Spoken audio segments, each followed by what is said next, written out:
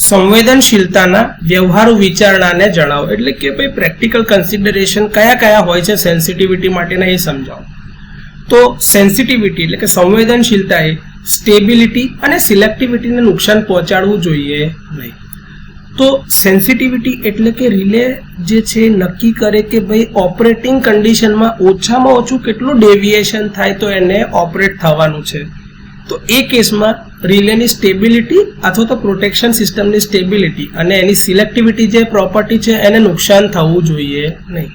અમુક વાર એવું થાય કે ભાઈ એ સંવેદનશીલતા એટલી ઊંચા લેવલની હોય કે એ એબનોર્મલ કન્ડિશન એટલે કે ટેમ્પરરી ઓવરલોડ ના જોવે, અને અમુક વાર એવું થાય કે પોતાના ઝોનની બહાર બી ઓપરેટ થઈ જાય, ઓવર રીચિંગ થઈ જાય સેન્સિટિવિટીના કારણે.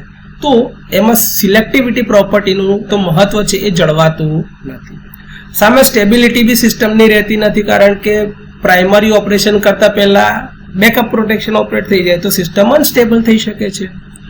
સિસ્ટમનું રીકન્ફિગરેશન એટલે કે પુનઃ વખતથી તમે જ્યારે રચનાત્મક રીતે એને ગોઠવણી કરતા હોય, કાં તો રૂપરેખાંકન જે કરવામાં આવે, શુદ્ધ ગુજરાતી શબ્દ છે, થોડો સમજવો અઘરો છે એટલે જ અંગ્રેજીમાં લખ્યું છે રીકન્ફિગરેશન કરવામાં આવે છે. તે દરમિયાન નાનામાં નાના ફોલ્ટ કરંટના મૂલ્યને ધ્યાનમાં લેવામાં આવે છે અને એની જ આધારે ગણતરી કરીને સિસ્ટમને ફરીથી રીએડજસ્ટ કરવામાં આવે છે.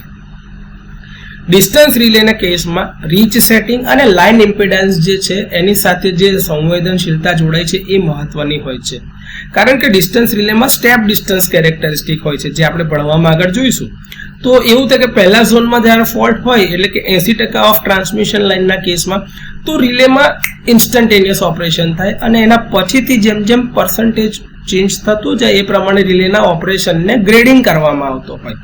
તો એ કેસમાં રિલેની રીચના જે સાથે જે સેટિંગ છે એ અને એ દરમિયાનનો લાઇનનો ઇમ્પિડન્સ છે એ ધ્યાનમાં લેવામાં આવે છે અને એના આધારે જ રિલેની સંવેદનશીલતા ગણવામાં આવે છે.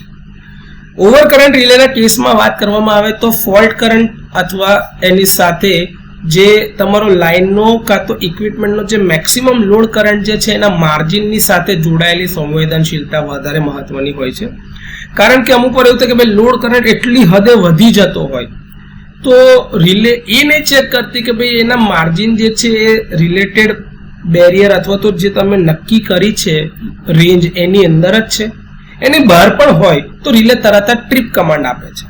જરૂરી નથી કે આ દરેક કેસમાં રિલેને ઓપરેટ થવું જોઈએ, નહીં તો શું થશે કે તમે એની ફૂલ્લી જે કેપેસિટી નક્કી કરી છે ત્યાં સુધી એક્સપ્લોઇટ થવા દેતા નથી.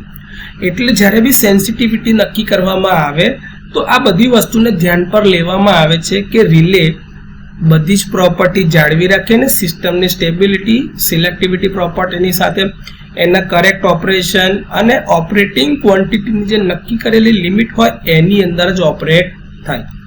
આ બધી વસ્તુનું આપણે ધ્યાન લેવામાં આવે છે.